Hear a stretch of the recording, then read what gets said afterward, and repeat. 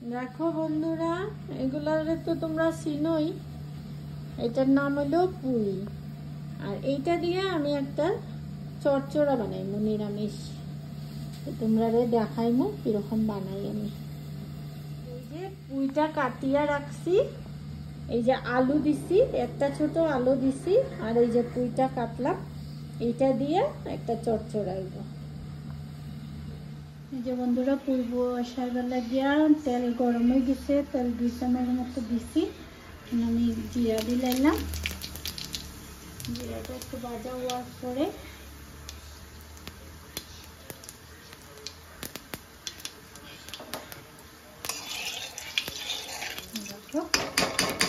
জিরাটা ভাজা হয়ে যায়, সম্বাসে লাগিয়ে দিলাম।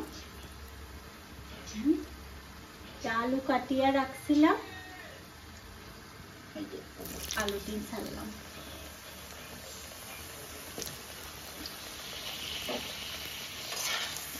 আলুটা একটু ভাজা হওয়ার পরে আলু পুঁই ছাড়বো।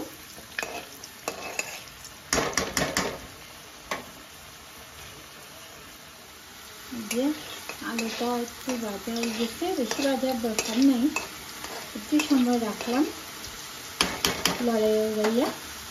এখন পুঁইটা ছাড়লাম।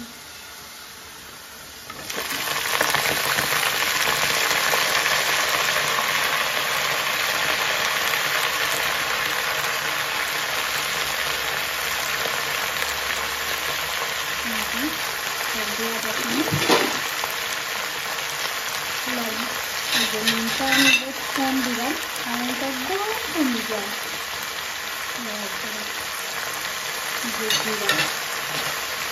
জিরা আদা চামচ, ধনিয়া আদা চামচ,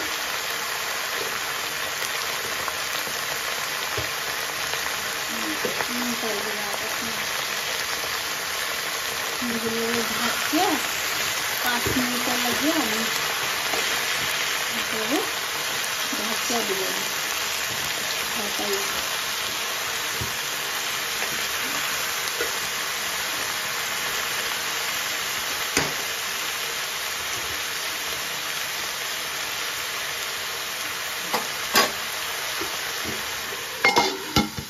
5 মিনিট পরে আবার তোমরা দেখো বন্ধুরা, পুঁইটা কাটলানো ইয়েটা কত কমতে দেখো।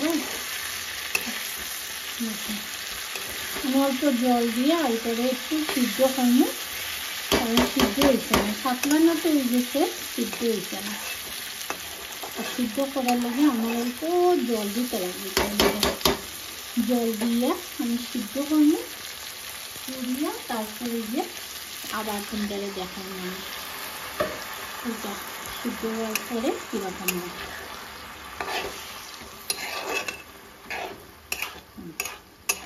এখন আমি আবার ঢাকিয়া দিলাম ওইটারে।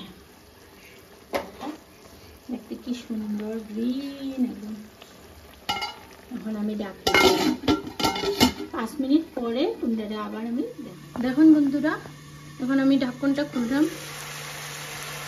ডাটার ঝুলটা প্রায় শুকাইয়েই এসে, জল যেটা দিলাম দেখুন, আলুও সিদ্ধ হয়ে গেছে, কতটা রাঙি যায়, ডাটাটাও সিদ্ধ হয়ে গেছে।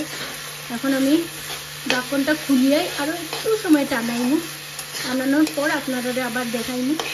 এইটা হয়েই গেছে প্রায়, আরও একটু টানাইলে, যত টানাইনি অতই খাইতে ভালো লাগে, তো আর একটু সময় আমি টানাইনি। দেখুন 5 মিনিট পরে আবার আপনারা দেখাইনি। দেখুন ডাটাটা প্রায় টানিয়ে গেছে, এখন হয়েই গেছে।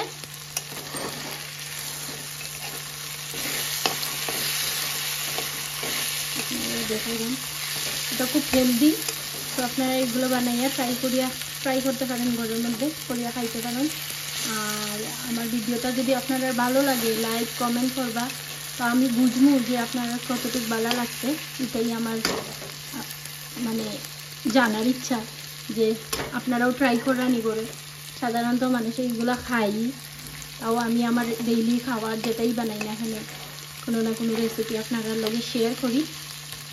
তো আমার আজকের ব্লগ এখানেই শেষ করলাম। বাই।